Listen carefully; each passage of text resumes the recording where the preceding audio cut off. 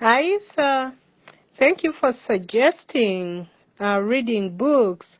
It's amazing. On my journey of transformation from a college graduate who had no direction to someone doing something different in the world right now, books were my only way that I could afford to transform because at that time I couldn't even afford conferences because the best part is you find all these people with experience 40 years 30 years and they put it in a book that you can read in 2 3 days and you can get all amazing nuggets. So yeah, reading books is the best recommendation for anyone who wants to actually change.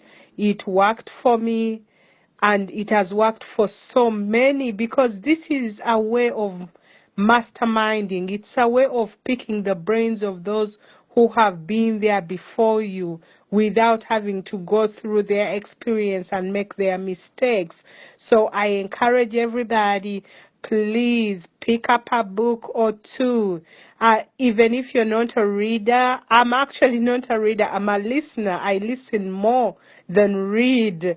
I read if I really have to, but I do use audiobooks and start with at least 1 page a day of something that's related to personal development, something in your industry.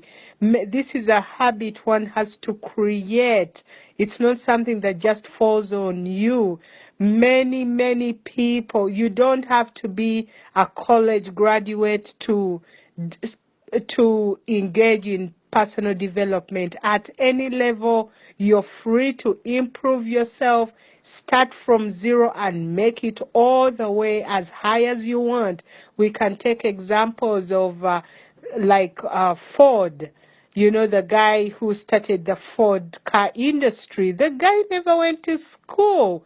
We can take Bill Gates. You know, these guys dropped out of school and they self-taught themselves to be great. So we can do the same.